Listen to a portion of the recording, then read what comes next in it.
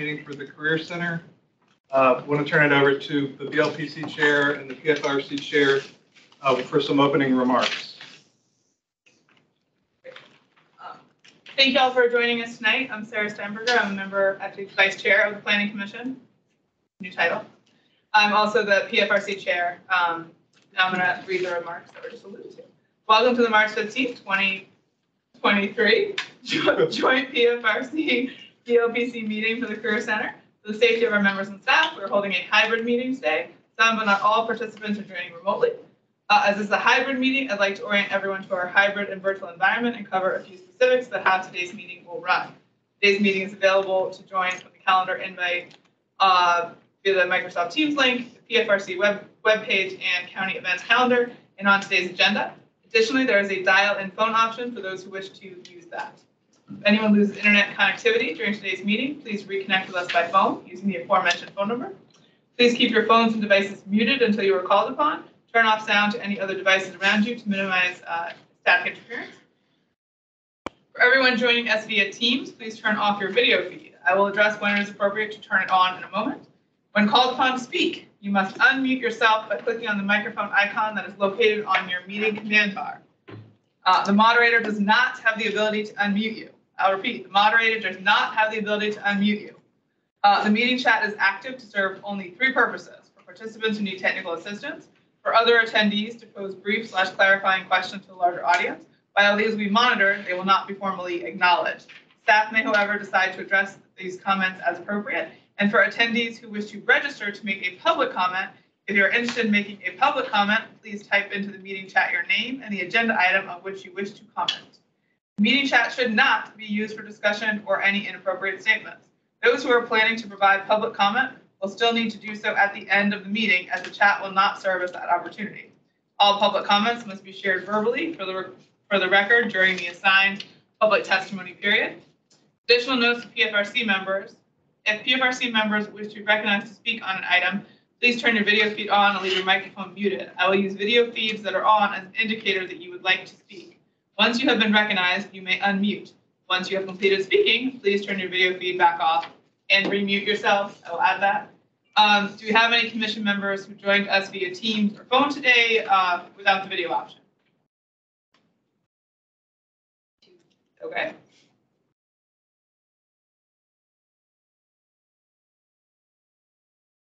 But they're on Teams, not just phone, correct? We have two people who joined by phone.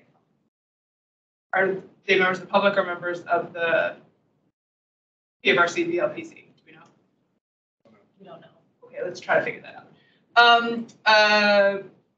Because we'll ask those just on the phone if you're a member of the either public, you'll be recognized for public comment again, should you so desire, or if you're a member of the BLPC or / PFRC, I will be checking periodically for the phone attendees to see if you have comments. A couple additional notes for our public speakers. You'll be called on to speak at the end of the meeting. You will be muted when your time has concluded. Lastly is the public forum. Today's meeting will be recorded and posted to the county website. All information associated with today's meeting, whether written or spoken, is subject to Freedom of Information Act requirements. Thank you.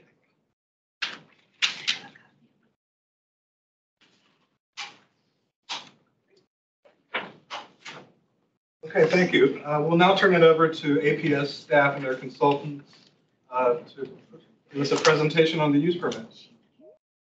Thanks, Brett. I guess I'll lead off. Steve Stricker, Senior Project Manager with Arlington Public Schools. Great to see everybody in person. It's a little bit different. Couple introductions before we get started. And I'm going to turn it over to Jasmine McDuffie, the principal with Stantec Architects, who will be doing the presentation. But I also want to recognize Margaret Chung, who is the principal of the Career Center, has joined us tonight as well. So, we also have Jeff Chambers, the Director of Design and Construction, virtually. So with that, turn it over to Jasmine. Thank you, Steve, and thank you everyone for having me tonight. We're going to start a couple of items in terms of project overview. These items are items that were approved by the school board on October 27, 2022. For the proposed schematic design, so these are the project requirements that were approved at that point. So the school's calculated capacity was approved.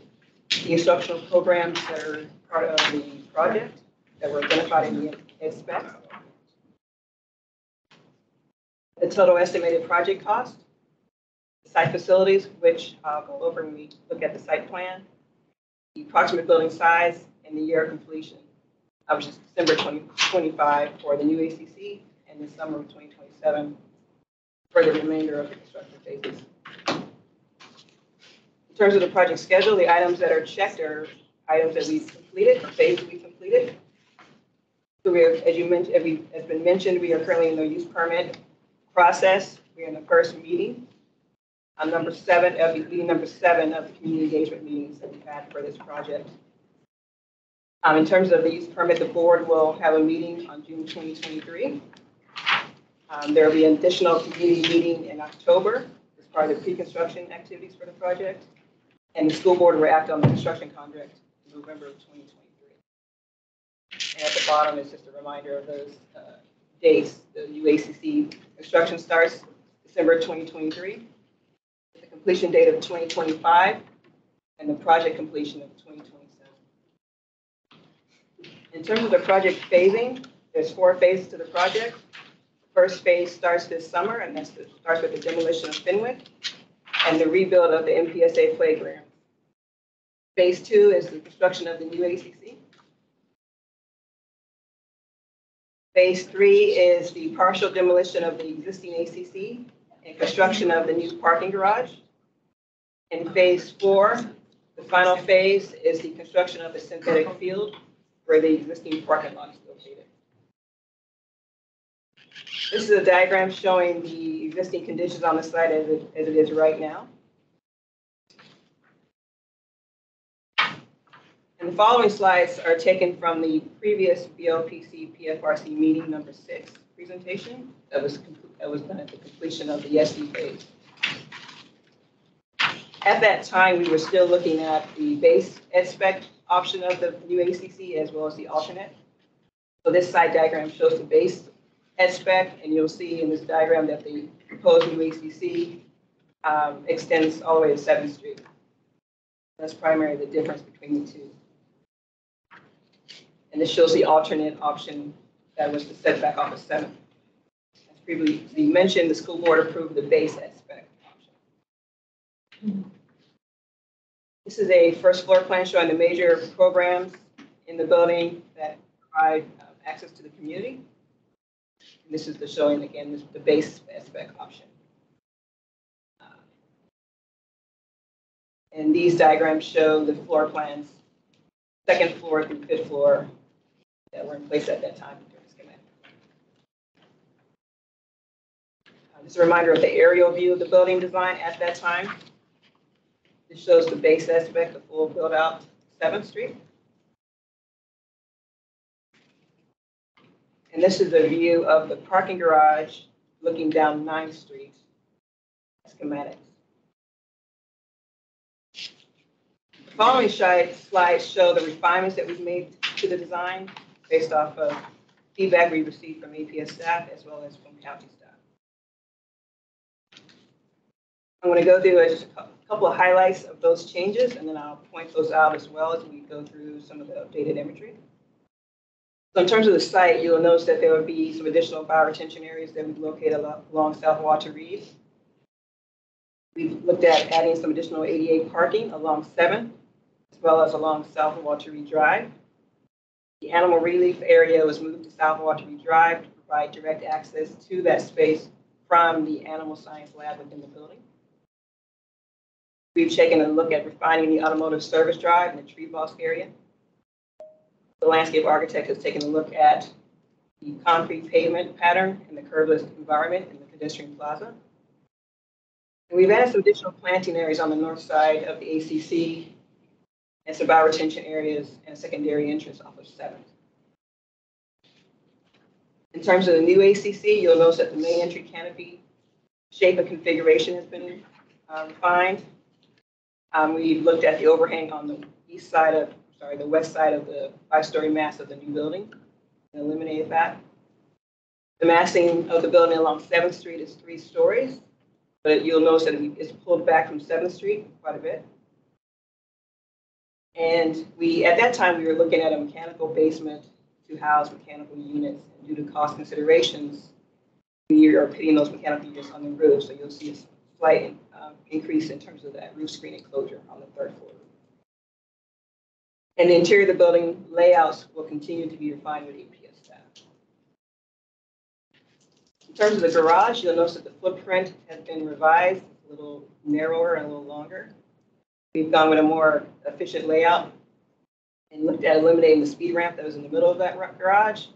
And you'll notice that it'll be a flat parking area and a sloped parking area. The stair towers are precast panels with window openings. We've eliminated the projecting metal fins and replaced those with metal panels. The metal panel design has further been refined, and canopies have been added at the main entrance to the garage, as well as at the stair elevator lobbies.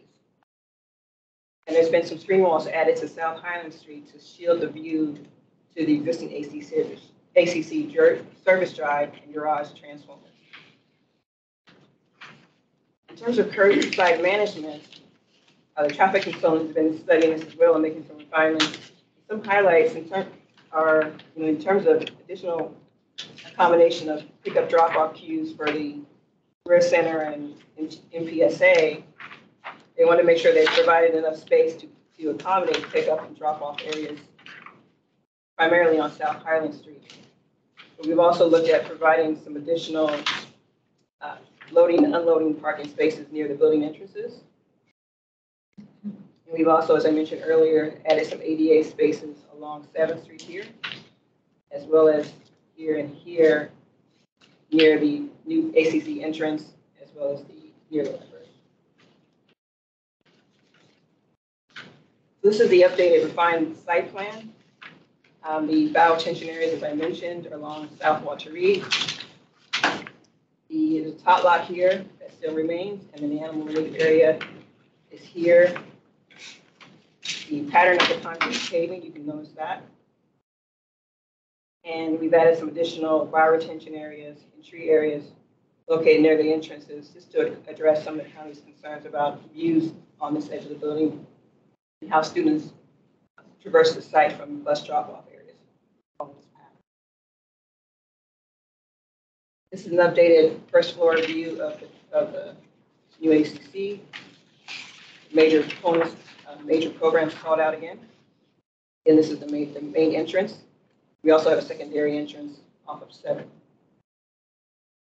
I'll go back a little bit also to point out that this north end of the building is set back from 7th Street, which is a little bit different than the base S-spec, which came out further, closer to the curb line.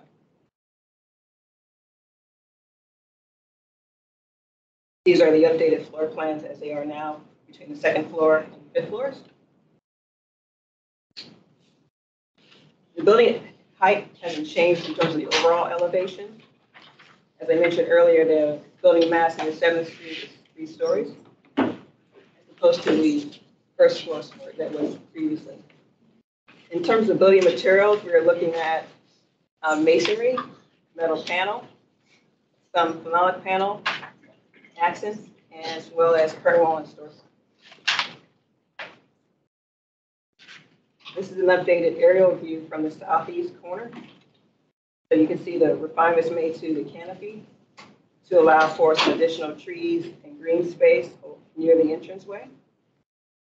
The bioretention areas that are located along South Walter Reed allow for all of the rainwater from these roofs to be diverted into those spaces. The building continues to step back off of South Walter Reed Drive. We locate the taller 5th-story mass further away from that streetscape. And then you notice the screen enclosure still set back from the edge of the roof, but you can see the additional mechanical units there. This is an aerial view from the northwest, looking at the whole west facade here. This is that top lot that services the teen parenting and early childhood programs. And you can see the canopy entrance off of 7th Street and the setback that building has off of that edge of that street. This is the 5-story mass on the southwest corner. And we're maintaining a service drive that's screened in that services the automotive programs. while maintaining the tree moss area to provide shade for students. This is a street level view of the main entrance. Again, the further refinements of the canopy. We've taken a closer look at refinements to this lower first up floor elevation. We're looking at materials, using more durable materials at the street level, so raising the height elevation of the storefront. And you can see how the building tiers and steps back away from South Washington Drive. This is a street view from, you're on 7th Street, parking. You'll be seeing the MPSA playgrounds, but beyond, you'll see the top lot. And again, that entrance off of 7th Street. This is a view if you're standing on South Highland Street looking at the west side of the facade. The green open space is the synthetic field in the middle, and the curveless environment. Seeing a lot of concepts for pedestrian plaza opportunities there. We also made some refinements to the garage exterior. We're maintaining the use of metal panels and gradient colors to provide energy to the facade, but using some color to highlight, and graphics to highlight the entrance to the garage in terms of vehicular entrance. We are maintaining openings into the stairwells to provide security and visibility into the garage. This is the view of the garage looking down 9th Street. And so again, another view of those screen panels. This is the edge of the garage which ramps up. So the panels tend to ramp up with the garage facade.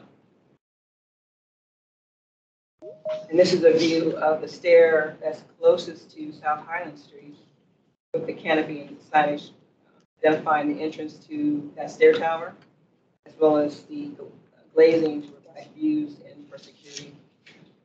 And this is the image of the screen enclosure to seal views into the service drive and any transformers that serve the garage.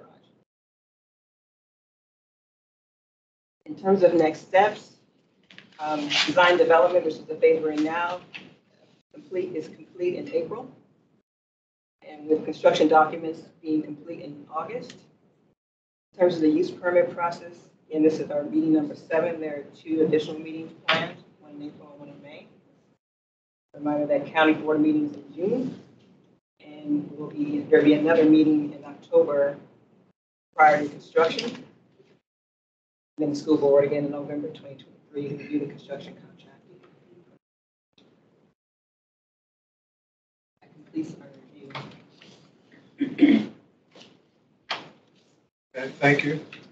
So before we do the county staff presentation, Chris has a good idea. We should go around and introduce ourselves. So we're going to take a pause. We're going to do that. Apologies that I missed that step when I was doing the opening remarks, but we will course correct now.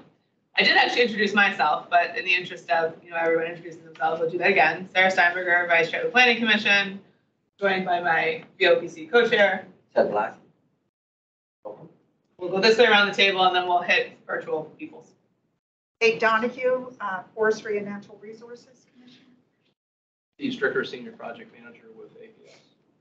Chris Kreider, Planning Staff, Arlington County. Christy Saward, Arlington Heights Civic Association, co-president. After 5 years, I got somebody to join me. Christine Brittle, I'm representing the Penrose Civic Association. Mr. Martini, I'm the Director of Career Technical Adult Education, Arlington Public Schools. Let's do the table and then we'll do internet, virtual people. So you, or let's do the table and then we'll do the around the table. Okay. Aya DeMarco, student at the Career Center. Great. Margaret Chung, principal, Career Center. I wonder if we just, Alejandro is our other student. Oh, hi. Oh, that's fine. I was going to do the side seats as well. My name is Alejandra Garcia.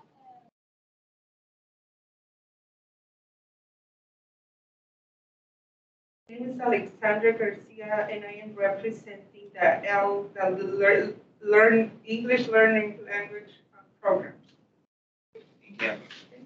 I'm K1 Kim, and I'm representing the Arlington Tech Advisory Committee. I am Bethany Heim. I'm Parks Department staff. Olivia Sontag from the Community Housing or Planning, Housing and Development.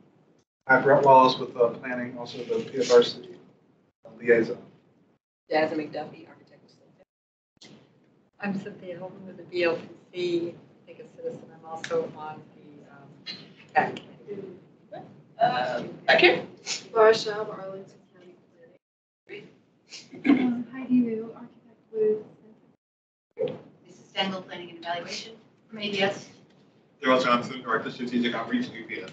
Did we hit everyone in the room? Okay, internet people. Starting left corner, we're going to start with Jeff Chambers. Hi, Jeff.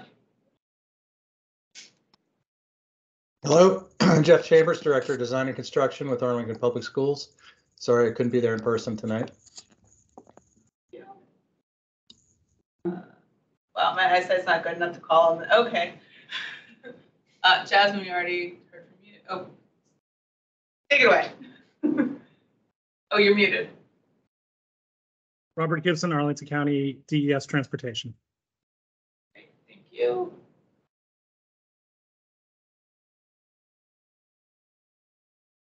Renee Harbour, Assistant Superintendent for Facilities and Operations for Arlington Public Schools. Thank you. Michelle, you're muted. Hi, I'm Michelle Van Laer. I'm the program coordinator for Arlington Tech at Arlington Career Center. Is there anyone, there's a couple additional people who are just online. Wow, my eyesight's bad. Okay, please. I'm Kathleen McSweeney. My camera isn't working, sorry. I don't know how to turn it on. Thank you, Kathleen. Nick, do you want to go next? Hi, Nick Carrasco, Arlington Heights Association. Thank you. Okay. I'm Rosa Cheney. I'm with the BLPC and representing the APS Facilities Committee, the Advisory Council on Facilities, et cetera. Thank you. They're on Laura. Oh, that's you. Oh, never mind. Hi. Just kidding. That was. Hello. This is Stephen Linkus, Chief of Staff, Arlington Public Schools. Thank you. And I think we had a couple people who were. Oh wait, yep. Marion. Hi, this is Marion Gooderham with the Columbia Heights Civic Association. Thank you, Marion. I think that's everyone. Are there phone only people that I need to? They have dropped off. They have dropped off virtually now. Got it. Okay, So no more phone only people. Okay, understood. Thank you. Appreciate everyone taking a few moments to let us do that. And oh, sorry. Hi. Introduce yourself, please. Hello. Hi, I'm Mehul Vora. I'm a test running parent representative. Great, thank you. Would you like a chair? Eventually. Okay. Yeah, We have all them. day. Not a problem. Okay. Internet people and people in the room, people all represented? Okay. County staff, take it away. Thank you. All right. Again, my name is Olivia Sontag. I'm a planner with Planning Department, and I'll be ushering this use permit through the use permit process. And just a reminder, I'm joined by a couple of my colleagues from our urban design team, Department of Parks and Recreation, and then we also have joining us virtually Rob Gibson from Department of Environmental Services, if there are questions throughout or towards the end of the meeting. So just a quick overview. Most of us are pretty familiar with this site, and I'm not going to repeat anything that APS has already presented. They did a really wonderful overview. But again, this is the site as it exists today. The proposal encompasses the majority of the site, touches most of the site, bounded by 9th, Highland, 7th, and Walter Reed. So again, we've all kind of heard the proposal. These are the elements that we are focusing on reviewing. So the 5-story career center, the 4-tiered above-grade parking garage, the synthetic turf field, the MPSA play area improvements, the central curbless plaza, the streetscape improvements around the entire perimeter of the site. But I do want to note that this does not include the streetscape adjacent to the existing MPSA building. Other site-wide improvements such as trees, landscaping, and stormwater management facilities. This also involves partial demolition of the existing Career Center building to make room for the above-grade parking garage on the corner of Highland and 9th Street. The Fenwick demolition, which I believe that permit has been applied for and issuance is anticipated somewhere around the summer of 2023 after the school has ceased operations for the year. And then we're also just monitoring different modifications that are being requested through this use permit process. So far, we've identified parking, a parking modification, a height modification because the proposed career center exceeds 45 feet, and then likely some setback modifications. But we will continue to monitor those through the review process. But I did just want to highlight here quickly that there are a few items that are not included in this proposal and that will be included in some kind of future use permit process or review. So those include a gymnasium addition to the existing career center, which we'll kind of point out on the next slide, the MPSA program relocation and demolition of that building, and then again, those streetscape improvements that are adjacent to the MPSA building. And then I just also wanted to note that the existing Career Center, the Columbia Pike Branch Library, and the MPSA building will continue to operate during construction. So again, as Jasmine shared just earlier, here is the proposed site plan. You can see where a lot of those items are located. We can continue to pull this up throughout the conversation this evening. I think it's also been provided in the printed materials. So staff has had an opportunity to provide initial comments on the proposal, and we provided those to APS. So we're continuing ongoing discussion and making revisions where necessary.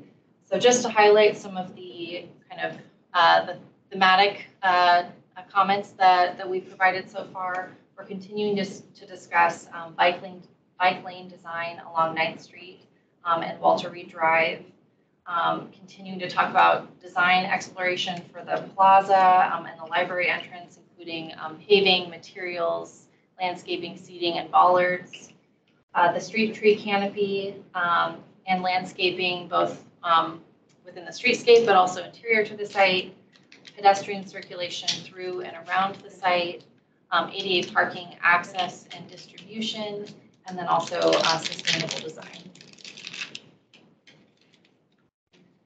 So the application was originally submitted mid-February. We're now at this evening's March 15th meeting, and we have scheduled or identified several meeting dates that will follow with a June County Board meeting anticipated.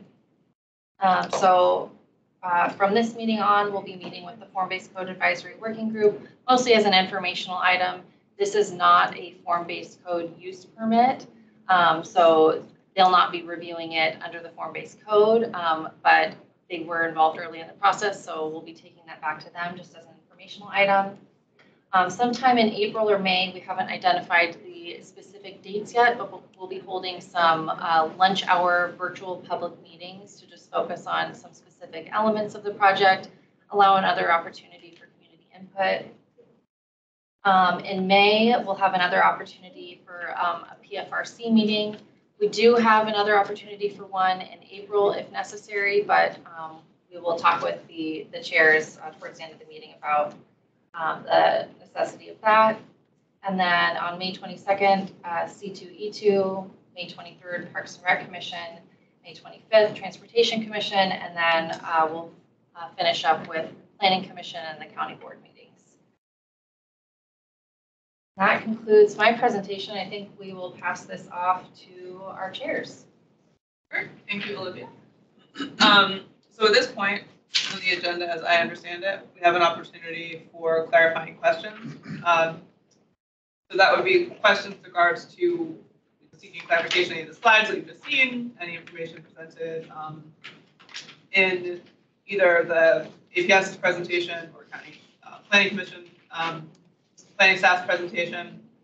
This is not sort of an open discussion yet in terms of I like X or I don't like X. It's more like, is that where the pickup and drop off is going to be located? Or can you please go back to slide such and such? I want to reconfirm where the bike lane is going to be. So does anyone have any questions that either of the examples type that I just tried to elicit?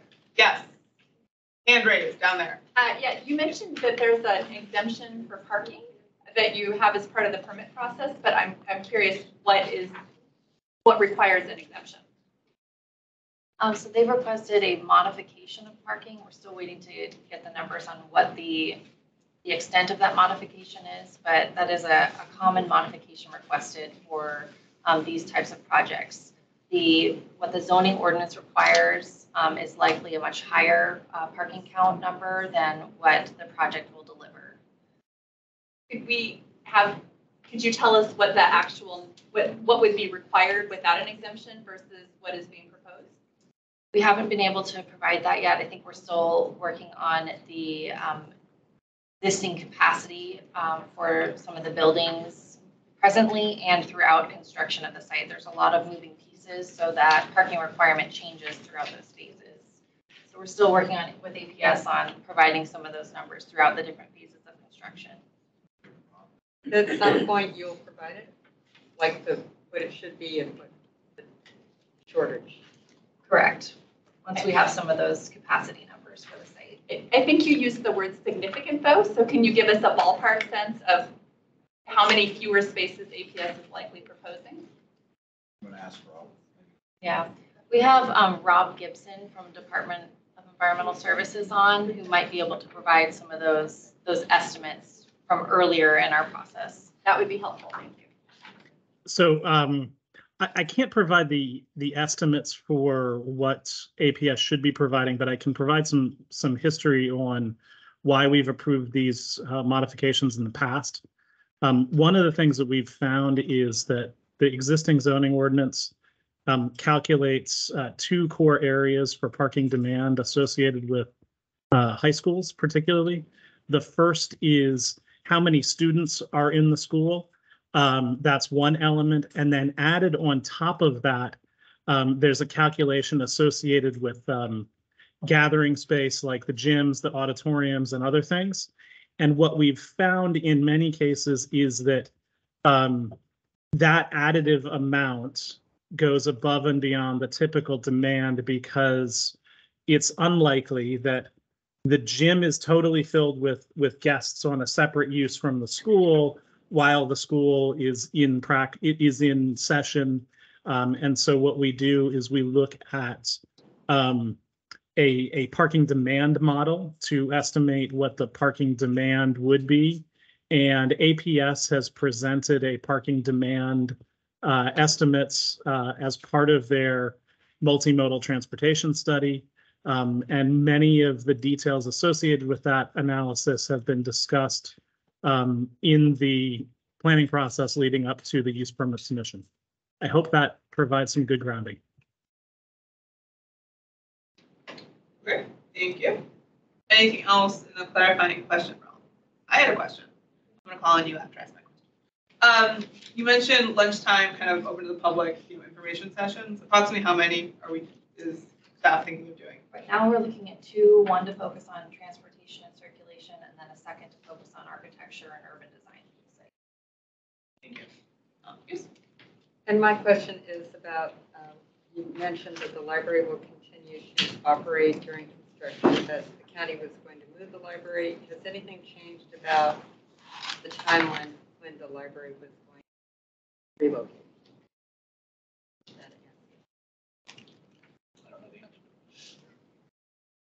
Right now, no.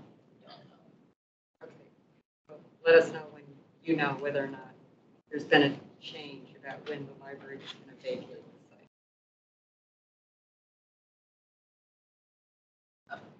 I have a definition question. What is a bosque?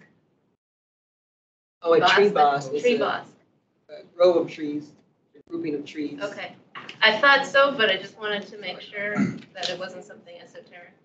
And have we determined where the crossings will be, you know, for the kids walking to school or on Walter Reed?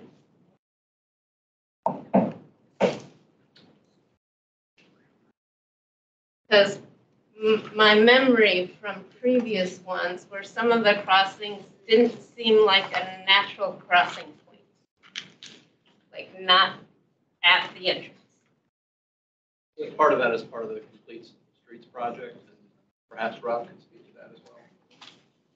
So there's 2 crossing locations currently planned. We are working as part of the Complete Streets project for Walter Reed Drive to signalize the intersection of 9th and Walter Reed. And then there's the existing signalized intersection at 7th and Walter Reed. So those are the 2 principal pedestrian crossings planned currently. However, DES is working with APS to see if there are additional crossings that are appropriate and spaced in an appropriate manner to maintain safety and stacking for vehicles and pedestrians through the Walter Reed corridor.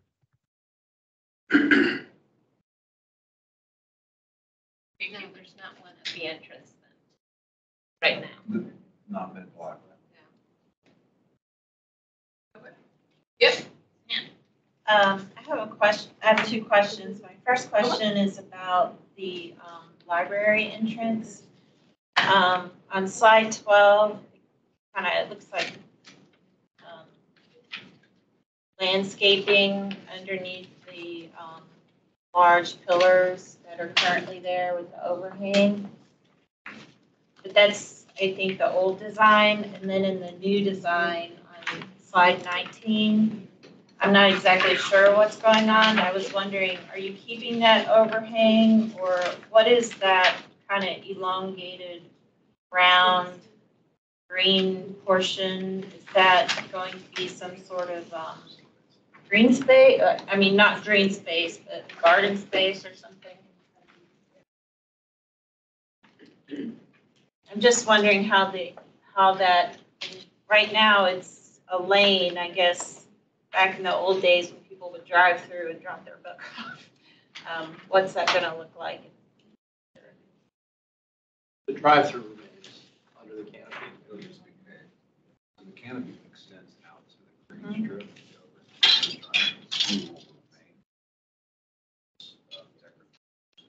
So it's going to look exactly the same? Pretty much the same. Okay. Correct, yeah. And my other question was about the area on South Highland to the west of MIPSA. I know you said some streetscape adjacent to MIPSA will be completed in a future phase. Does that include, does the streetscape include what now is a large blacktop area, or is that going to be improved as part of this project?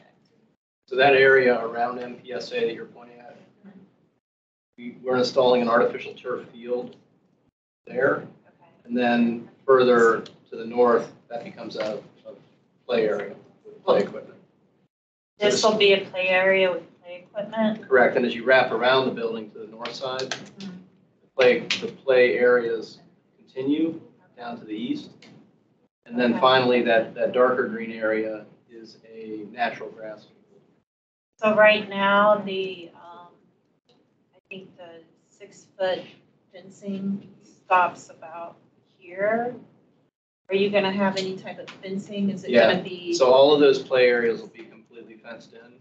How, The 6-foot fence continues, I believe, kind of down to the end of that play area that you're pointing at. And then it picks up with 4-foot fencing to match the existing fencing that's along 7th Street now. And that'll encompass the entire play area back to the school. So all of this will be fenced in? Correct. It'll be publicly accessible after school hours? Correct.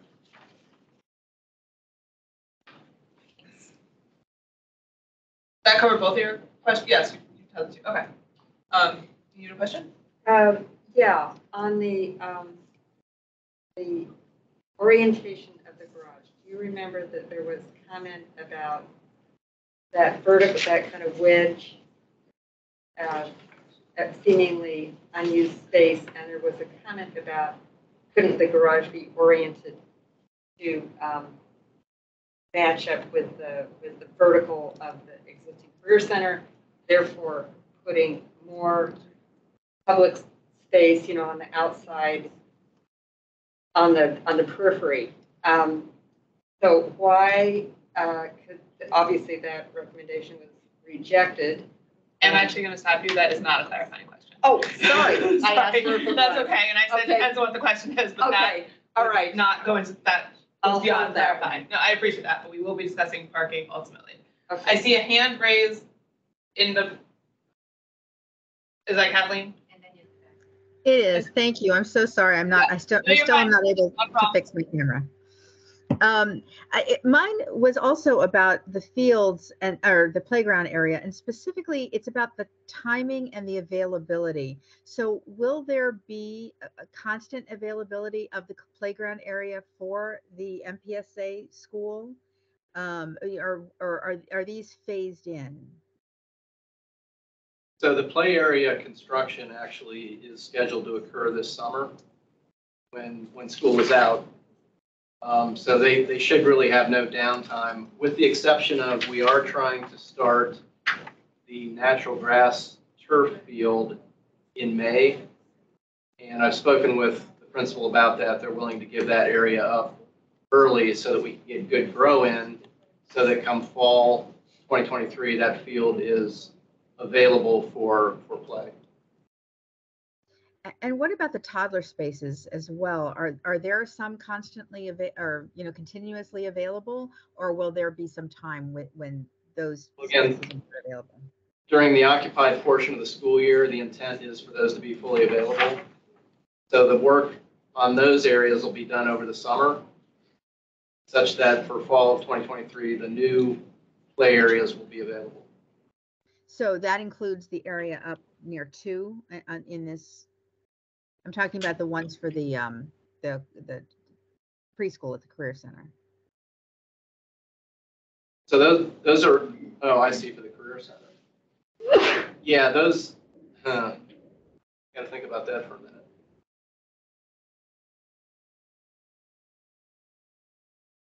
So those areas will remain available during construction.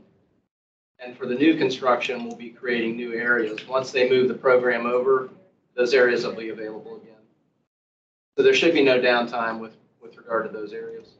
Okay, so they're continuously available play areas for the students and the toddlers. Okay. Could I ask one more question? Again, it's clarifying, I think. You may. You'll stop me if it isn't. I know that, could you walk through how I would park if I'm using handicapped parking in the garage, and how I would get to the proposed Arlington Career Center? Have there been any improvements made to that? And can you review the process? How about this? I'll allow the first part of the question, but the question with regards to improvements that's going to be punched to the discussion portion. Is that fair, Kathleen? That's fair. Would you guys like me to answer that? So the handicap parking within the garage is on the first floor of the garage. And there are 2 stair towers. Jasmine's kind of pointing her cursor at them, both on the west and the east side there. You could come out either of those stair towers. If you're coming out on the west side, you would continue down Highland Street up along the sidewalk and then continue down east to the existing Career Center or the new building, either way. You could also go out the other stair tower on the east side and come down 9th Street and go down Walter Reed to enter either building from that side. Just a clarification, Steve, is the stair towers do have elevators in them. Thank you. Question back here? Sure. back to the, maybe on that parking topic as well, for the whoever's doing the parking demand models, do they have existing student parking data? So we're not planning on parking students within the garage. Garage parking would be for staff only. So do we know student parking data? We do, and the transportation study that we've done indicates there's enough parking in the general area for students. And is there, do you have data on how many students have ARC passes, and if there's any rerouting optimization available? I don't have that information. Thank you. Okay, yep. Okay, I have one additional question. The curbside management plan, slide 18, will we have the opportunity as part of the permit process to review the under construction curbside management plan? I don't see that as a part of this packet. I'm not sure if that's something that gets reviewed, but obviously since the schools are staying operational during the construction period, and that's obviously one of the big considerations of the neighborhood, is how we'll pick up and drop off work when we have this very large construction project going on. And I don't see a document like that, and I don't know if one exists. I don't know if we can request one exists. So that's just a clarification question about whether we will see that. Rob, you might respond to that question. Okay, so I do believe that we will have a discussion from APS on construction operations. And as part of that, they should be discussing the planned pickup and drop off for the continuing operations of both school programs. But that's not required for the permit. That is not a required part of the plan submission, but it has historically been part of the PFRC discussion. Okay, thank you. Doesn't the building permit require traffic? I'm actually going to go to the person who raised her hand first, and then I'll bump back over to you. Thank you. Yes. I have a question about the garage on slide 19. Can you clarify where the entrance and exits are? Is 9th Street the only vehicle entrance and exit, or is Highland also? So the vehicular entrance is off of 9th, where Jasmine's showing on the screen. It's a service. And There what are- is this? What Yeah, is that's a here? service entrance. What does that mean? So there'll be generators, transformers back there for the garage, and there's also a dumpster location back there. Building. It's also where the career center, the existing career center building, will receive all supplies, materials, etc. It's quote unquote their loading dock, but it'll be a flat floor loading dock. So the only vehicles that can come in and out of there will be service type vehicles. And looking at slide, can you just clarify how many levels of parking there are? Slide 29, and is there like also parking on the very top? There is, so it's 4 levels total. 4 levels? Including the top. And how many actual spaces, do you know yet? We say Jasmine 364. Thank you. And sorry, so you had a question? I was just wondering usually if you expect the building permit to have the traffic management. A DES question. Yes, Rob, I don't know if you could hear that question, but he was asking if there's a process to review the parking during construction during the building permit process. Okay, so just to make sure I got the question clear, does the parking during construction get reviewed as part of the use permit? It doesn't specifically, though we do have a fair amount of discussion about that to ensure that APS has a viable parking solution. And what about during the CEP process or the building permit process?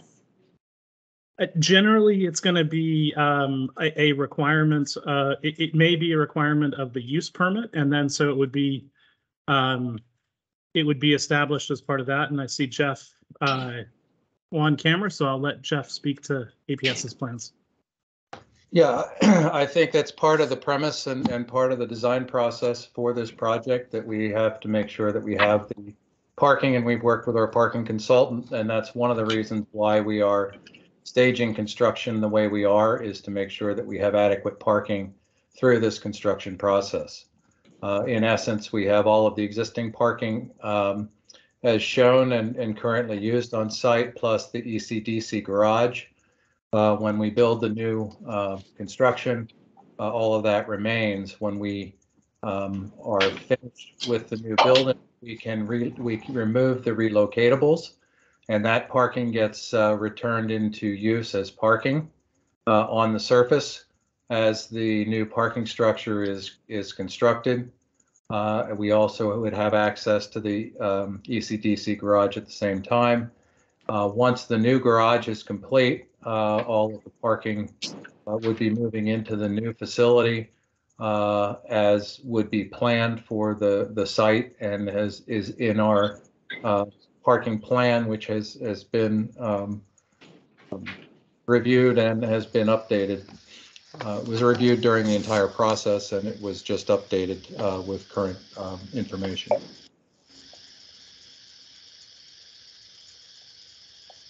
Thank you. I just want to do yes, I do want to do a quick time check because we do want to also get into the substantive discussion. So I'm going to take the last two hands that I saw, last call for virtual people, and then we're going to jump into discussion. And I think we're going to cover a lot of the same topics in more detail in sort of a substantive back and forth discussion type way. Do not remember your name, I'm sorry, but you. My name is Kaya DeMarco, student Arlington Career Center. Okay, my quick question is, right now on the west side of the existing ACC building, there's a walkway, which would be then, I guess my clarifying question is, will that walkway be usable for ADA like drivers? And then also, will that, if it's not accessible, is that because of the fencing? Is it because of the security risk with the service entrance? Or like, how would that work? Because I feel like, then that goes into like, I guess, personal opinion. But like, that could be a good shortcut walkway or like accessible walkway to shorten their walk across campus. That's my question. So it would cut this right here. Yeah, because right now it would cut through that service entrance, which you guys said was fenced in. Okay, so they'd have to walk around. That's right.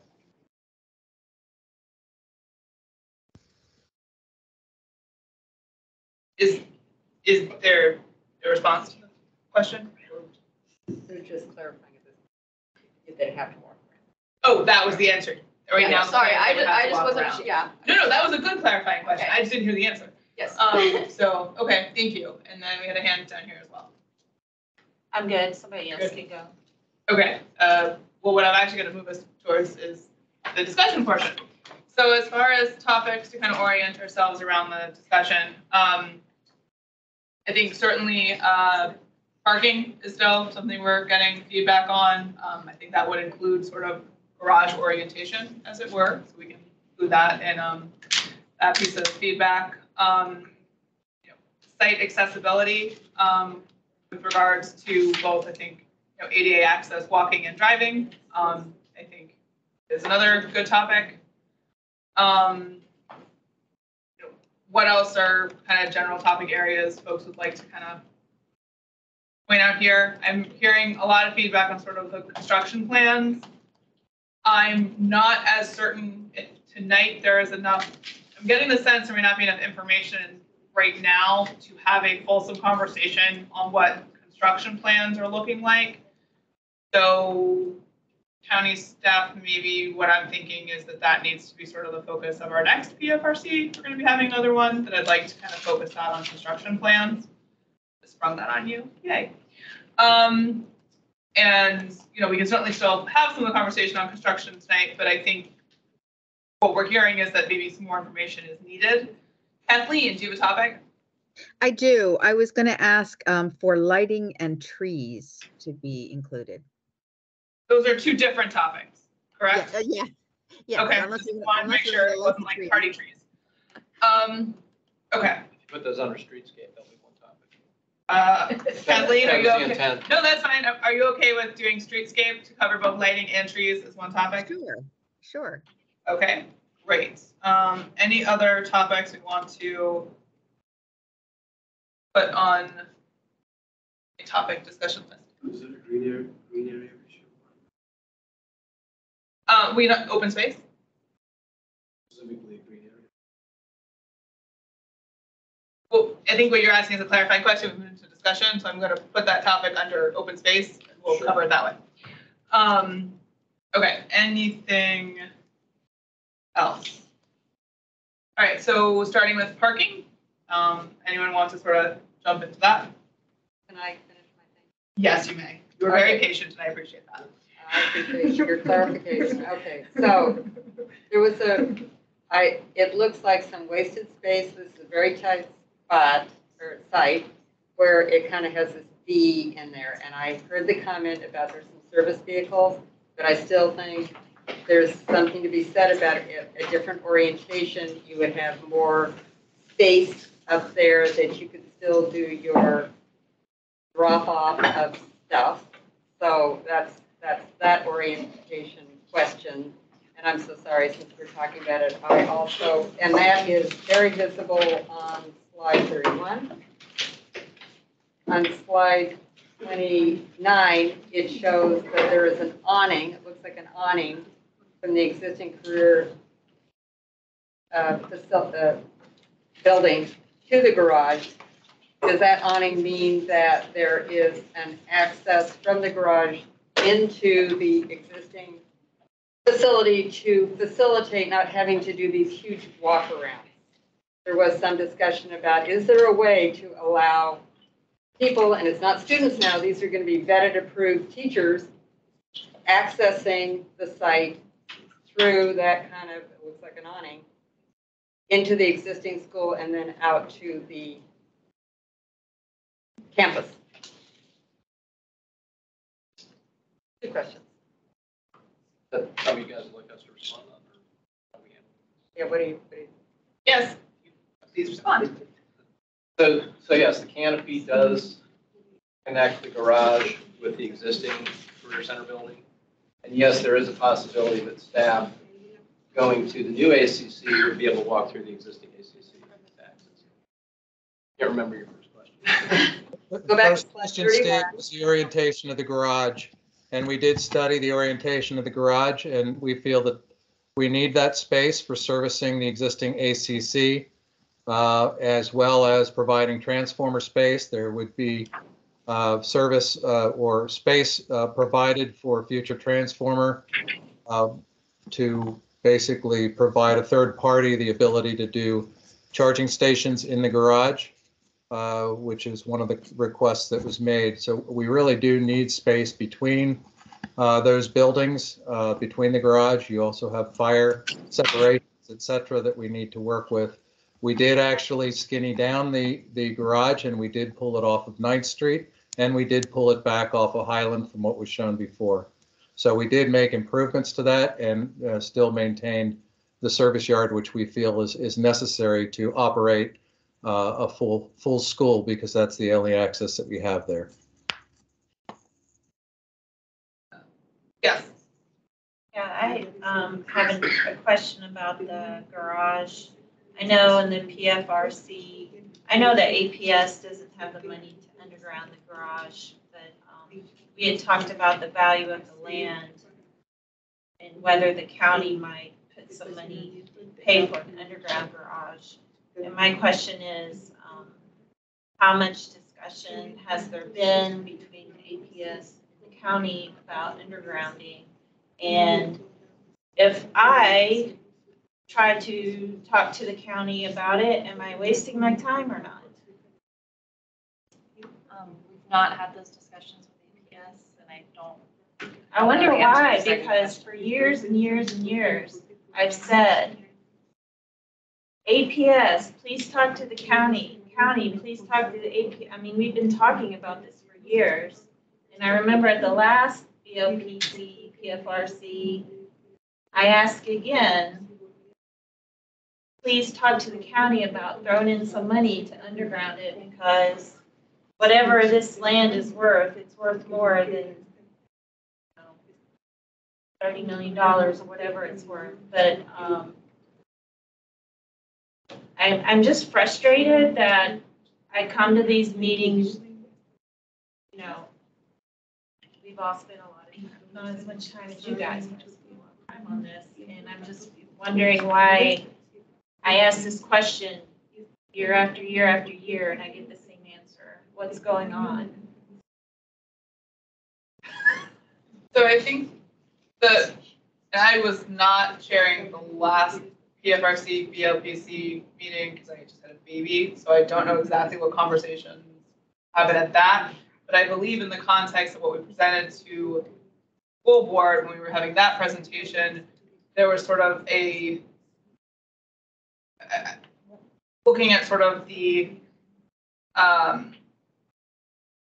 what kind of exponentially what like a factor of increase undergrounding the parking was going to look at. And I don't know if anyone still had that access to that information. It might be in remarks that I just don't have. But I think the quantifying what that funding would do to the project, I mean, it's an exponential increase. No, I said in my preface to all this, I understand APS cannot afford it. My question all along was, why hasn't there been that conversation with the county? The county requires every new building of this scale and size in the county to have an underground garage. Why aren't you talking? I mean, I'll stop going on and on, but I just, I'm not gonna, you know, if, let me ask it in this way. If I went to all my county buddies, which is not true, but went to all my county buddies, that was a joke, and said, underground this, and they're like, oh, okay, let me underground this, let me throw some money at this and underground it. Is it actually too late from an architectural and other perspective? If I try to, you know, what can I do at this point? Because I'm not going to waste my time if it's not possible from a logistical, architectural, et cetera, viewpoint or time where we are now. I think Rob has raised his hand, so I'm going to call on Rob to respond to that. It's actually an APS answer. Well, in terms of the timing. Yeah, I can say from a schedule standpoint to make that change at this point would throw us off schedule. We would not be able to achieve. What phase is the garage in the process? She's asking.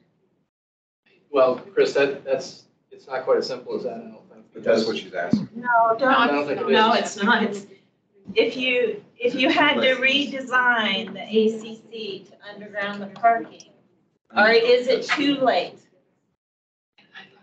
Yes, we would have to completely redesign the new ACC building. I just have to say I'm very disappointed that those conversations apparently. We did have those conversations and we did talk about it. We just had the funding to do it. It also is an issue of how do you phase the construction, which was also part of the concern. The conversation and the phasing, the question that was asked about where do we park during construction, that was all taken into account, and that we have to step the parking and move parking around to make the whole project itself work. We don't have the luxury of an open lot somewhere that we can park, 250 cars on. We did have extensive conversations on the pros and cons of undergrounding, putting the garage there, locating it at other places on the site. We did not have conversations with the county on funding. So to provide a little bit more context in more of a concise answer. So Arlington County, as part of the follow-up to the conceptual design process, did advance discussions with APS about the cost and option and other design options for undergrounding parking on the site. A number of evaluations were done by APS, and then those were, I believe there was a question at the school board about the costs associated with providing underground parking. I believe APS's response was that it would be roughly 2 to 3 times the cost of the structured parking. And APS, please jump in and correct me once I'm done if I've misquoted you. And that information was provided to the school board, and the school board directed APS and approved the plan that you see here today. For context, the garage, I believe, is coming in at maybe $15 million. So if 2 to 3 additional times that is what we're talking about, then that gives you an order of magnitude for costs. That is a rough estimate of design. It is not based on an actual design, and I can kick it over to APS to provide any more clarifying information if needed.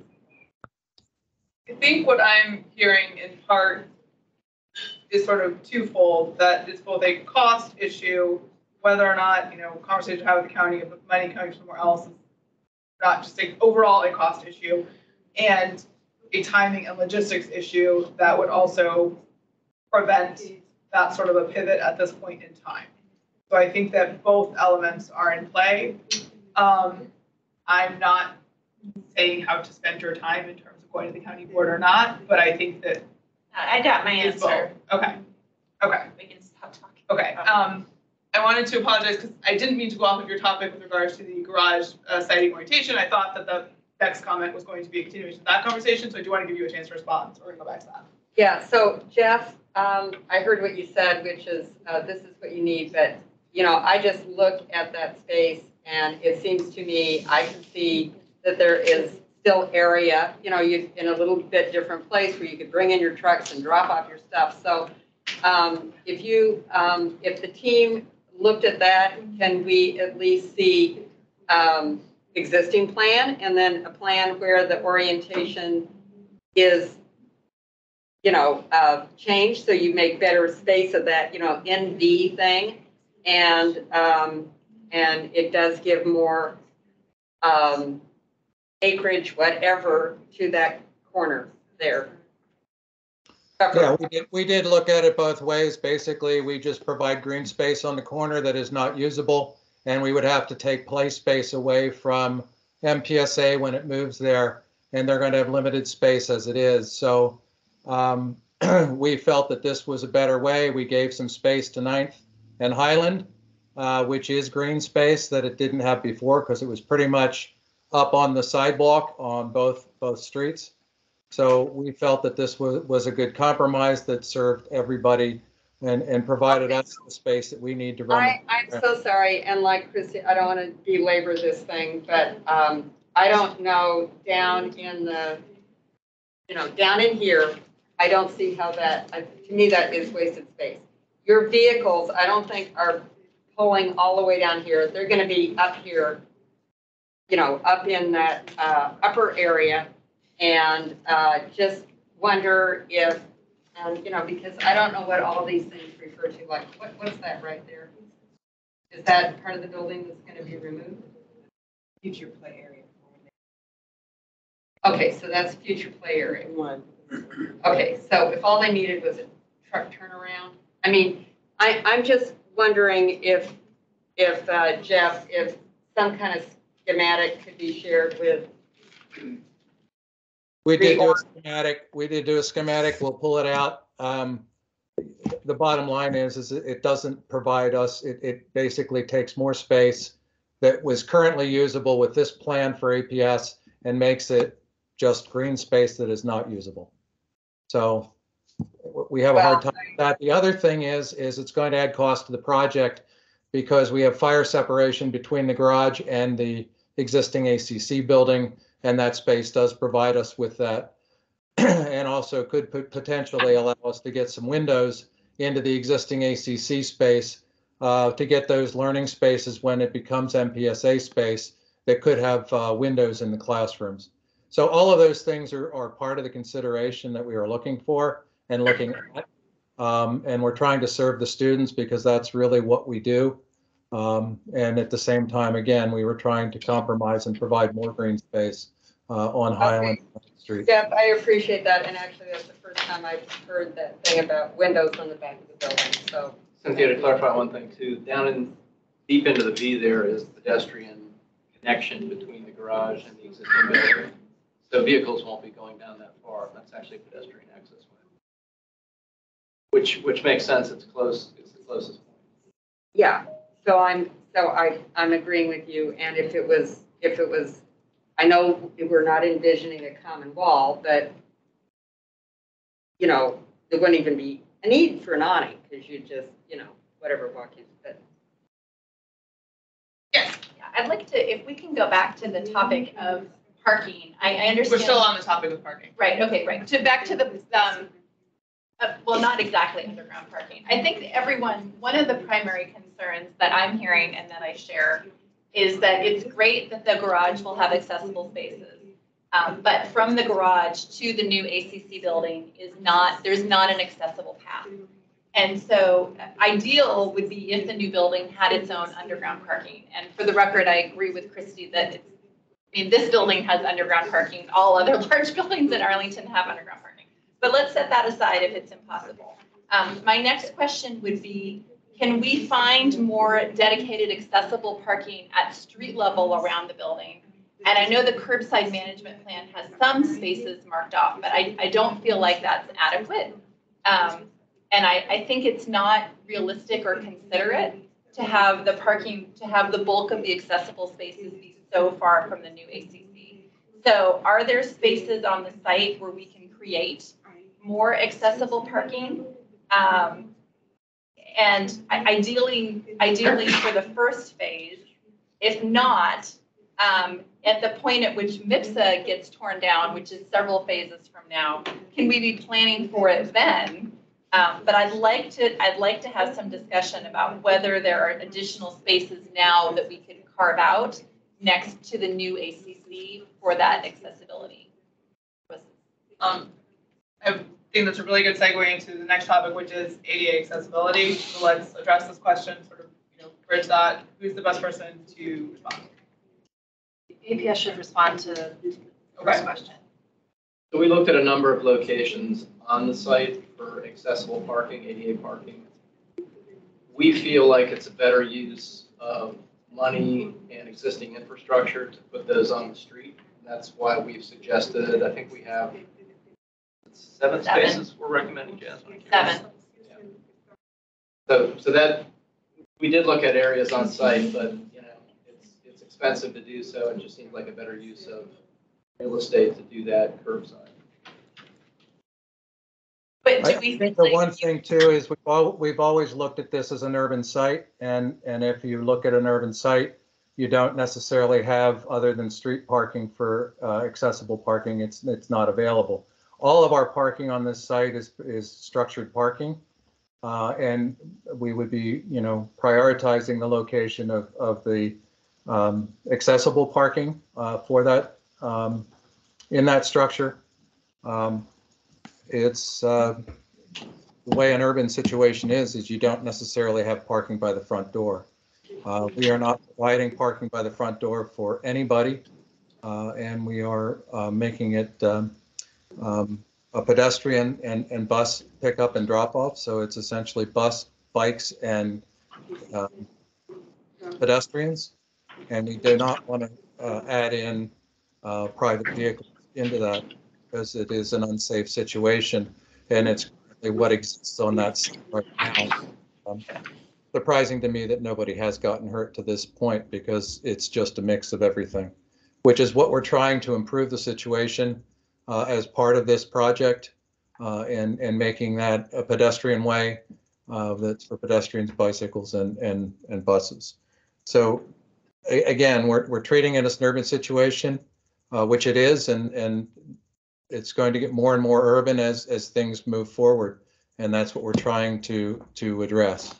My eyesight is terrible, so I'm going to beg for assistance. Can you highlight on there where there are 7 ADA spots? Yes. And I will tell. It's okay. And then a couple more on 7. Okay, and do the first ones again. Here. No, that's okay. No, I need to tell my eye doctor that I need to to revisit the situation. And the garage is only for staff parking, including those ADA spaces. We have a visitor, I can't remember now. It's staff, it's visitor, it's library staff, it's everything that we have in the traffic plan that we have for their. And how many ADA spots are on that first floor of the garage? Are they all ADA spots on the first floor? No, Jasmine, how many ADA spots are we currently showing in the plan? I don't recall off the top of my head. I believe there's 10, there's van parking and regular car parking. Okay.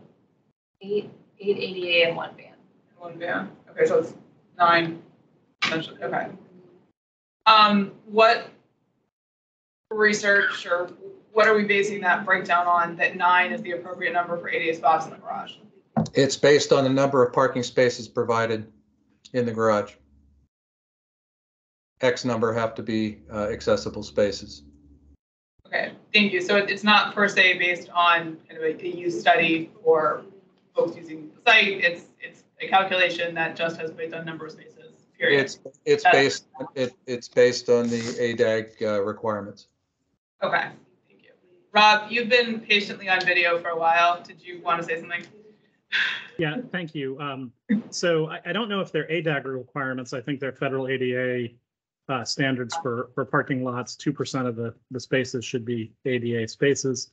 At any point in time, the garage could be restriped to provide additional ADA spaces. So that's just a allocation within that garage.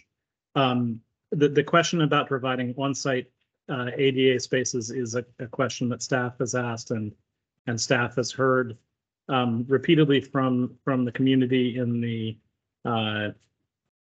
lead up to the submission of the use permit. As it relates to the use of the curb space for ADA parking, one thing that DES is particularly concerned about is we can't guarantee over, let's say, a 60-year lifespan of this site that the needs along Walter Reed are going to be consistent with what we see here today. And the way we manage the street is not necessarily the code requirements or the other requirements for providing ADA parking to the site. We're working with APS to provide handicap parking along South Walter Reed. In the best case, that handicap parking would be ADAG compliant, meaning it would have a 5-foot zone on the an additional 5-foot landing zone on the side of the vehicle and at the back of the vehicles, along with ramps to access the sidewalk. It's likely that we are going to recommend moving the ADA part of the 3 ADA spaces further to the south of the driveway along the main entrance and consolidate ADA parking as being in that zone. We are concerned about the way we're mixing, where this plan mixes pickup and drop off and ADA parking. We want to ensure that ADA parking is provided at all times for those users. We believe, and then as we transition to the 2 additional spaces on 7th Street, we believe that the design that APS has shown is something that we can work into the streetscape, but we still have to do some analysis and work with APS on this area. Thank you. Okay, and is that the timing for such is, that will be worked out ideally before it goes to planning commission? You're in active conversations now. Give me something. As far as what we think can be achieved on the streetscape, I think we should be able to provide that at the prior to this going to the commissions and as part of the commission discussion. But as I said, once again, the actual street use that would be maintained by DES over time. Okay. You had raised your hand before. This is still on parking or ADA, On correct? parking. Okay. Do you have an estimate on to how many staff would be wanting to park garage in the Montessori program and then Arlington County Career So the parking numbers that we've arrived at or are requesting for the garage would allow all staff to park, all staff on the campus to park in the garage. And you said that the garage, so all staff would be able to park in the garage. That includes libraries? Library? So I don't think we're including the library accounts because the idea is that they would be moving off-site by that time. But it accounts for staff for MPSA and the ACC program. And then are there any evening classes? I can't remember in the ACC. I defer to Margaret, but yes. Evening classes? You have your hand patiently raised, please. I was just gonna jump back to student parking, which you mentioned earlier. So in a previous meeting, I had suggested or talked about the metered parking on 9th Street and whether that was considered to be either unrestricted or time restricted parking for students, whether that be 4 hours, 6 hour, 8 hour, I'm not sure. And I was just curious, I understand that it's very close to Columbia Pike, which is a major street, and that's probably the reason it's metered. But personally, I've never seen anyone like parking there, paying there. So I was just wondering whether you guys like looked at that cost benefit analysis and like how much the county is actually making from that metered parking versus the benefit to the CTE and full-time students, as well as any staff that we're already and will be continuing to compete with for street parking because it is close to the door and we're not allowed to use the garage. Can I make a comment in support of that statement? The staff's still going to be parking there. Which is once again kind of like Christy, and I want to associate myself with Christy in undergrounding parking. But one of the things we did talk about was the county giving over control of 9th Street, that section, to APS, so that you could reserve it for these. You expect the students on the site or on the street, you know, whatever. And like Christy said, has there been conversations about undergrounding with the county? Has there been continued conversation about handing over 9th Street for the reasons that you said? I would also, just as a comment for that, I know that at other like comprehensive high schools, they do parking passes, not just for staff, but for students as well, which are paid parking passes. For example, the WNL student lot is a paid parking passage as well as the Yorktown one. Wakefield does not have that option, but could that be some type of situation that is discussed either with full-time CTE or full-time students on the property that could also then potentially supplement the metered parking that the county would be giving up? So I think APS take the first opportunity to respond. I think Jeff's hand might have been up too, and then I see Rob Gibson's hand up as well. Jeff, do you want to take that? Jeff's hand is not up actually. I'm sorry, I couldn't hear the question. The question revolves around parking for students on 9th Street, Jeff, and basically what our disposition there is. Or at least the metering on 9th Street. Right. How it can be reserved or free.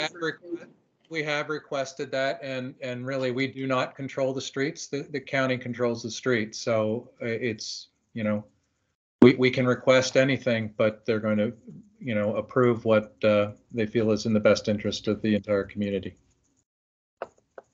Can this committee request of the county?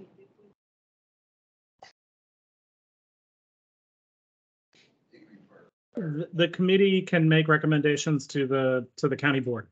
And so certainly anything that you've advanced as a committee, that's open.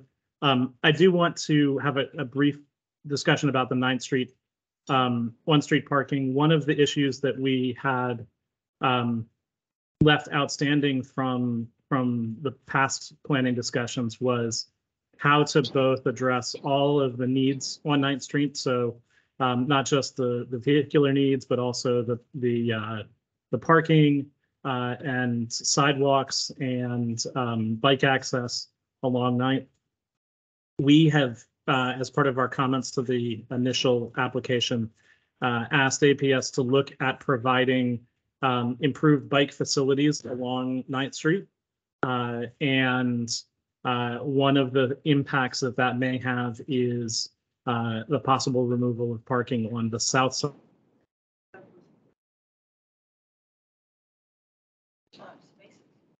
And the possibility of incorporating that into the plan, it will be shared with the committee. I mean, no one parks there today, so. Can I just make a comment on that? If that's in the works, and if you're currently counting those spaces to accommodate the student demand, you know, before the ink's dry, make sure that we all understand where you expect, I don't know how many spaces those are, but if you're going to turn that into a bike lane, where you expect that student demand along there to go into the community. I'll just point out on slide 18, the assumption is that there are 179 adjacent spaces to the campus. I personally have a lot of questions about the assumptions that go behind that, partly because some of the spaces are metered and so they're underutilized, partly because, as we all know, the county is proposing a significant zoning change, which could make some streets have a lot less parking. And so all of these spaces that are shown as open, it doesn't take a lot of sixplexes to no longer have those spaces. So if we're making assumptions on the size of the parking garage, assuming that all this street space is open, I'm concerned about that. And I'm also concerned, these spots that are labeled ADA, I was thinking were at least more permanent spots, but if I heard the discussion correctly, that's even all sort of pending county approval and we might not be able to get them permanently. So I feel very strongly that those spaces need to be a permanent part of the campus. Pulled in off of the street if we need them to be, whatever we need to do to make sure that those actually exist, that there are adjacent accessible ADA spaces for all of the buildings on the campus that will be occupied with students and staff. Understood. I do want to keep us moving because we have several other topics and this meeting ends at 9 and we're going to have some public comments. So Kathleen McSweeney has had her hand raised for a while. Kathleen? Thank you. I think it's a follow-on to what Rob was saying, but I have to confess, Rob, you cut out a little bit and I didn't hear everything you said. But my question is really about the fact that we're adjacent here to this 9th Street Bike Boulevard and the facilities, the bike facilities. I wanted to understand them a little bit better and if there was going to be covered bike facilities and or a shower, because we often provide, especially at schools, I think there is a facility for bikers to actually be able to shower, and will that be here somewhere? So I can respond to that. We're looking currently at secure bike facilities within the garage on the first floor. I think our latest iteration is showing it near the east stair tower, if memory serves, Jasmine. And then any shower facilities would actually be within the new Career Center building. There appears to still be another virtual hand that's been up for a while. Whose hand is that? Stephen. All right, Stephen, I apologize. You're up. Yeah, are there any plans to put a solar array on the parking garage? I'm gonna need Solar you to array speak. in the parking garage. Right. Plans for Are there any plans for a solar array in the parking garage? There aren't plans currently, and actually we do all of our solar arrays. We do them as a power purchase agreement, but we haven't planned on that at this point in time. We are looking at potential solar arrays on the existing building where we would have rooftop space available. Okay, thank you. Yes, Chrissy. Quick follow-up question to your question. I'm glad to hear that all staff will have a space. What about, will there be like a couple spaces for substitutes? Because I know Fleet had a lot of problems trying to get substitute teachers because of parking issues. So that staff number includes that. Okay, great, thank you. As well as visitors. I'm gonna move us forward. Stephen, your hand is still up. Is that held over or? Sorry about that. That was an accident. My fault. Okay, no, that's fine. I did have one last note on the parking. In the documents that DPS provided, they're estimating about 666 required spaces based on our zoning ordinance requirements. 666, and you're only going to have 300. 354 estimated in the parking garage, and then I'm not sure how many are you're calculating on-street parking. It's like 170. I don't have the numbers in front of me. But that, But that neighborhood, according to the modal study, available parking went all the way to 2nd Street, which seems just a little unrealistic. We only park on 7th. But Olivia, that goes back to the original, where we started the conversation. That goes back to the zoning requirements. That's not necessarily the staff requirements for the facility. Correct. So it's important to note that. Yes. Rob, you're on camera. You're going to have the last word, and then I am moving us to the next topic. Thank you. Yeah, like was just said, that includes parking for all of the gym spaces in the whole campus. The one other note that I think it was left out that's very important. The size of the garage that APS is projecting is based on the parking needs for an increased size Montessori program. So this projection does account for future growth in the Montessori program and the parking needs for that. It's not just the new Career Center building, and I want to make sure that that's understood in the parking analysis. Thank you. Thank you. So the next topic I have on our list here is construction. Given what we've already sort of heard, that there's some unknowns on the construction topic that will need to be filled in with some additional detail, and I'm expecting that to cover that at a next PFRC meeting. Do you folks are there questions now for construction that would further discussion, or other things we would ask the APS and county staff to provide in terms of information about construction plans for the next PFRC meeting? I think that would be a productive use of the time. Yes.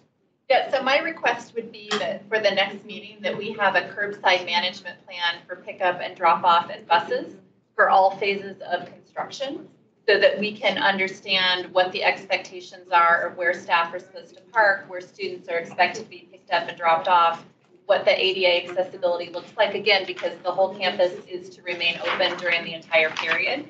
And again, representing one of the neighborhoods that surrounds the campus, I know that's a major concern to understand.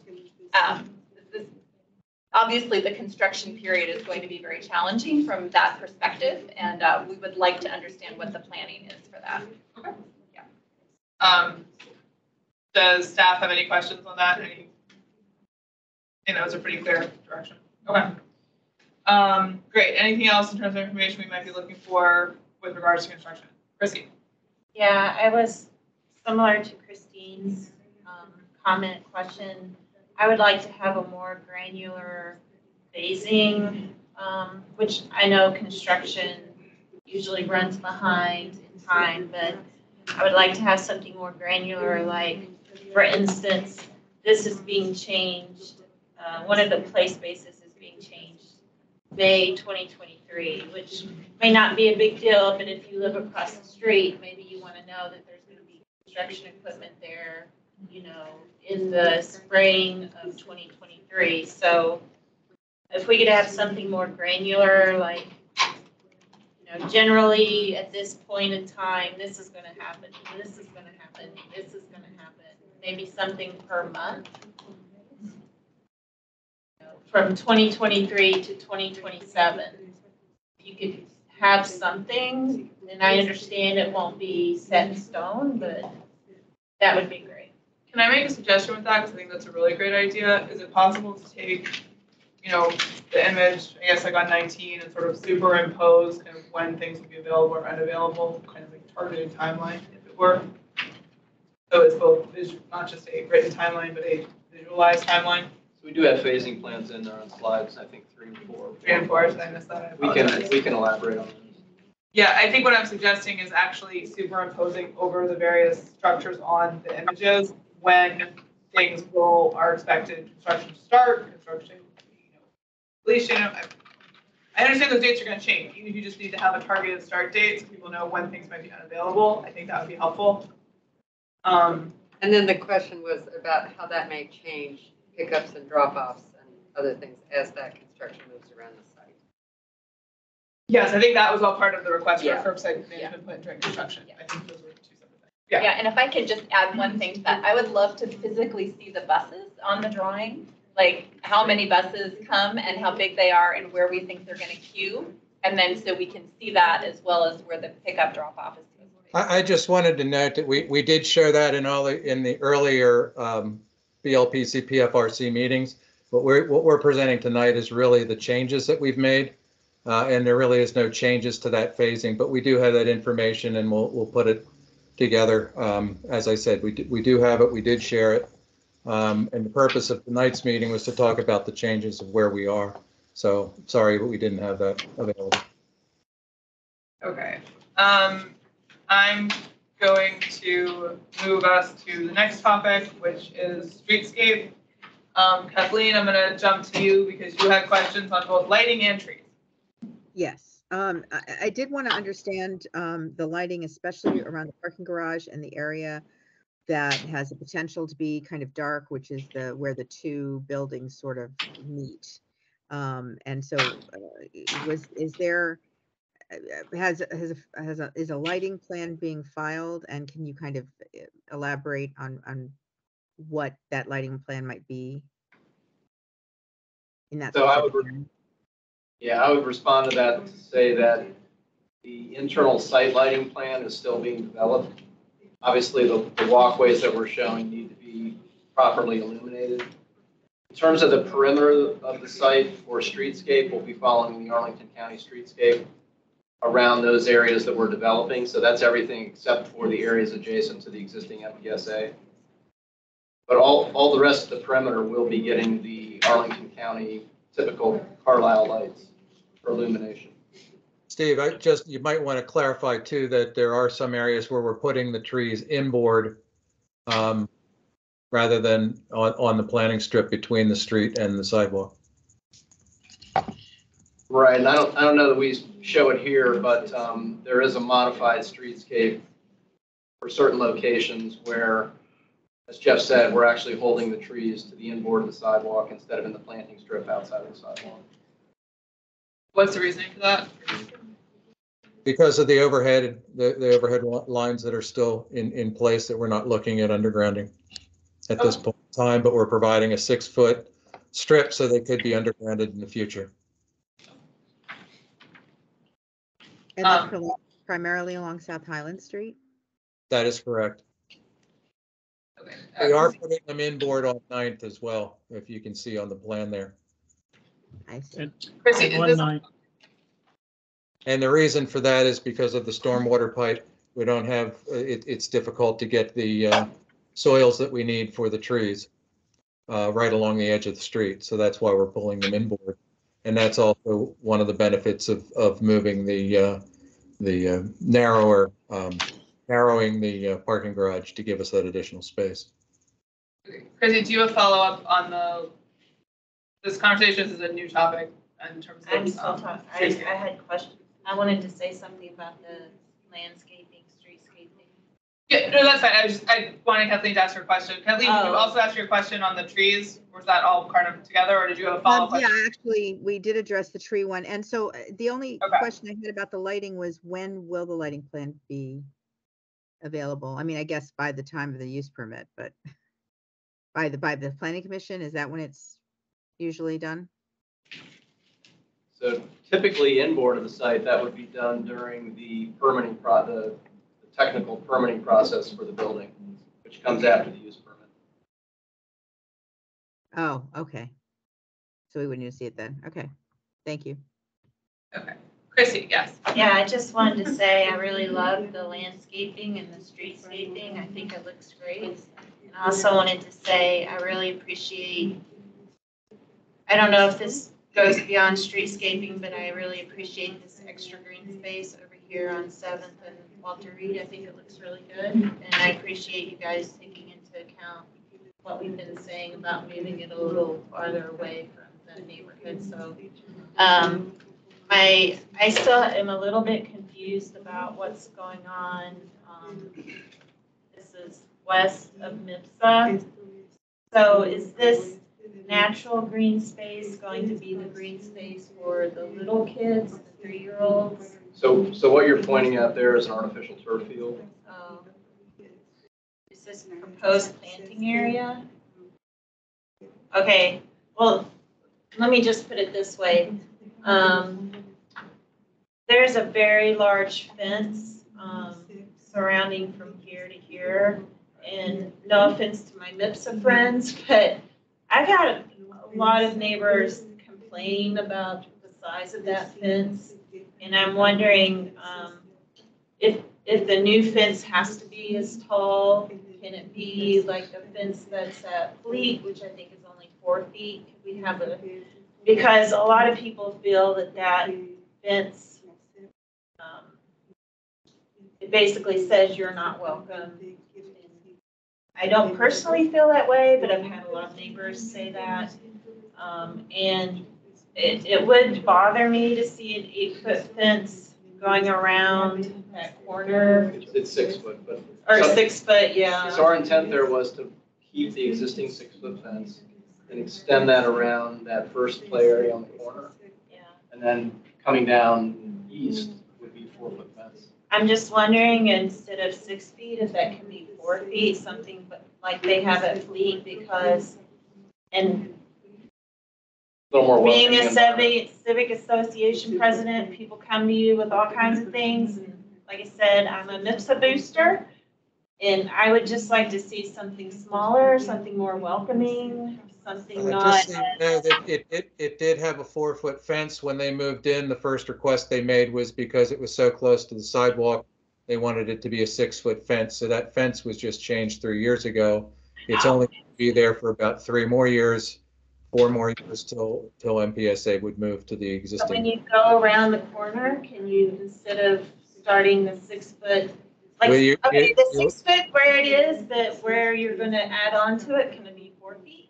If you can convince the staff at the building that 4 foot fine to go around the corner, I have no problem going to 4 foot.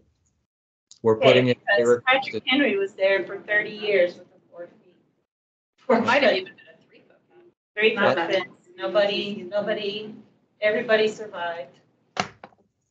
Thank you. We can ask staff. I'll ask them too. So for the natural grass area, like, is the fence gonna come around and go around both that area as opposed to separating out the natural grass? Yes. One fence encompasses the natural grass as well as the play field to the west of that. Because currently the grassy, the pseudo grassy area that's fenced off is supposed to be for like the ACCP PE or PE classes and stuff like that. But we've had people from the community use that as a dog park. Not my community. Well, people coming they in. come from Alcova Heights. I tell everybody, I tell everybody in Arlington Heights, that is not a dog park. And they have been coming in even when there's class in No, session. I totally agree with Which you. you're like, and so. And dogs aren't allowed on the property. No, Right. they're not. But because it is a fenced area, they think they can do that. And even though there's classes going on, they still think that they can bring their dogs on. And so I don't want the fencing to suggest that this is a dog park or this is available as a dog park, because There'll be signage. I don't know what else to tell you about. there is signage I now know. and people are unable to read it. You're not going to have any PE space during construction, are you? We don't have it now. Well, I know so that you have that that kind area. Yeah, but that whole area is now going to be gone. Well, it's not usable anyway because it's so dangerous. It's pitted, it has this big cement block in the middle, it's not usable. And there's the asphalt, remains of the asphalt. In the interest of time, yes, Really final quick- thoughts? Really on quick comment on open space. the, I guess what could make it less dog park-like is including, like, for example, that playground space not fencing off separately because people won't run their dogs if there's a playground attached to it. Hopefully, they're smart. And then also, like, for the concern about the lack of outdoor gym space, again, that's kind of new to us anyways. So I personally, as a student, don't see that as like a major concern. If it would benefit construction or make it more efficient to use that space for construction equipment that would not impair the neighborhood's usage of Used other for the spaces. footprint of the building, so it would go away. Well, yeah, I know. But like, we're not gonna have this, right? So we'll all still be in the building doing like indoor gym. Correct. Which is Is this gonna be enough space for all of Mensa when it becomes K through 8? So that design will be determined at that time, but yes, we're leaving play area back there for that purpose. That may even become a gymnasium addition to the facility at that time. But there's no, maybe in the future Mensa could walk over here. Like, is there any law against like, oh, you're X years old and you can't walk X feet, or? I can't answer that. But I do think, Christy, that's all TBD as part of the MPSA move over to the existing legacy building. Okay, the next topic we had was open space. Okay, does anyone have anything else to say on open space? I know we kind of may have addressed that to some degree in the streetscape conversation. Going once, going twice. I'm very much looking forward to Mensa moving over to ACC in a beautiful open space.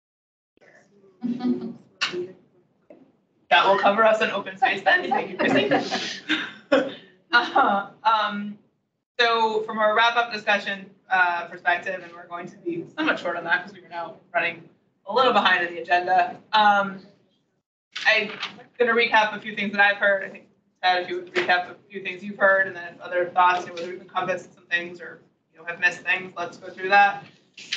Certainly with regards to the parking, and particularly the location and amount of ADA spaces, and what the use plan is, especially for the parking on 9th Street, whether that's something that the county can kind of give over to control of APS or not. That we're hearing some feedback on that.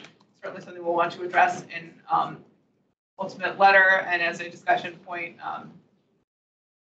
I'm sure Transportation Committee will want to discuss that. Planning Commission will discuss that. The County Board will want to hear about that. So that's important. We heard a lot about construction and information we'd like to see on the construction front. I expect that in a month and 2 days time, April 17th, which is when I expect we're having our next PFRC meeting, that will be the bulk of the conversation at that point. So that gives, about 4 weeks to get information together that's been requested on what construction phasing will look like. And in particular, I heard requests about access to the site, curbside management, what pickup drop-off are going to look like during the construction. We wanted to get some more information on the phasing of the project, and hopefully some visual representation of when various elements will come together. Streetscape, we talked about that as well. With regards to timing for a lighting plan, I'm hearing that will be after the use permit, and then where some of the tree planting is going to be, and open space. There's a positive endorsement for the movement of the green space over to the 7th Street, Highland Street kind of area. Ed, would you like to add? No, I think that did a great summation of everything that I was hearing at the same time. One thing that I found refreshing and positive was that the comments that I was hearing that you were recapping are all process and implementation questions and concerns.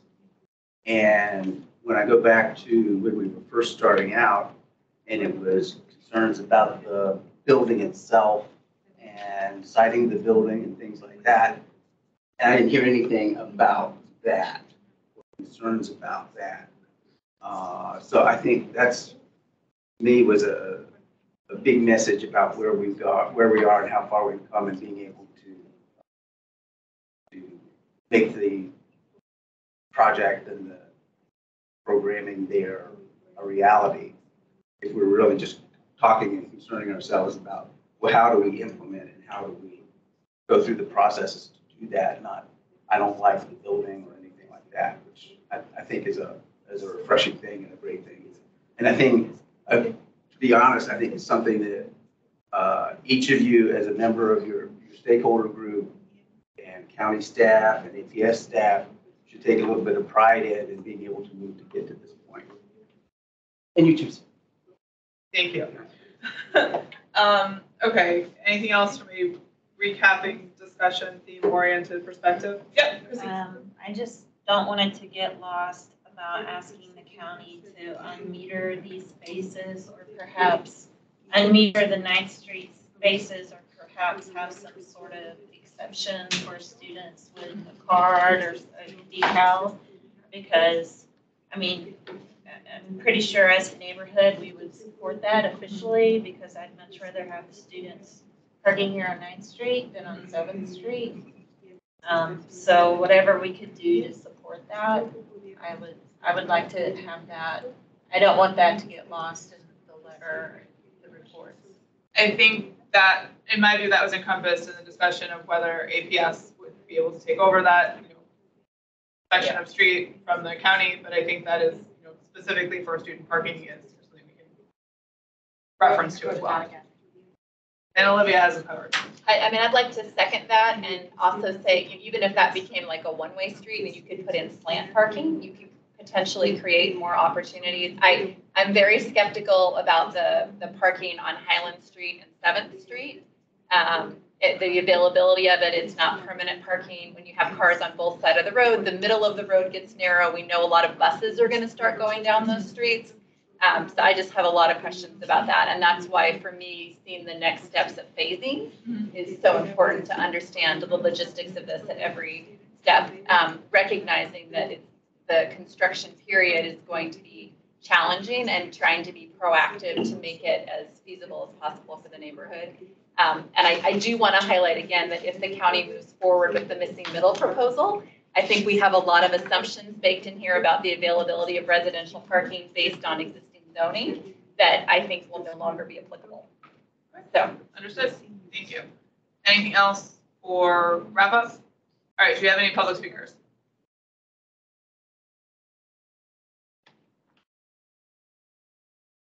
Hand up. Okay, Stephen, you have 2 minutes. Stephen, you're on the PFRC. You're not for public comment. Did you have something that didn't get covered in the wrap up? Oh, I apologize. Was there are there any plans that have been released so far for geothermal?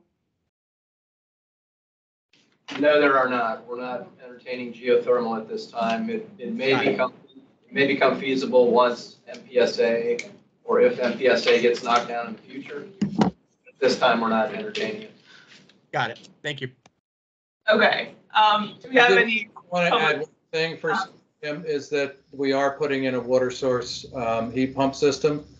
There could be transition to geothermal in the future, but there is no way to put in a well field and maintain everything we need to maintain on this site as this building is being constructed.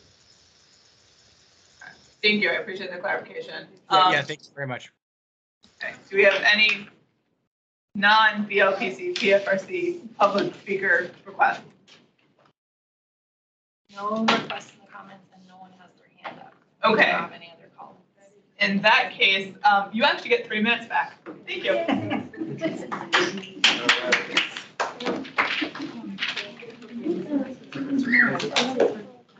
Recording.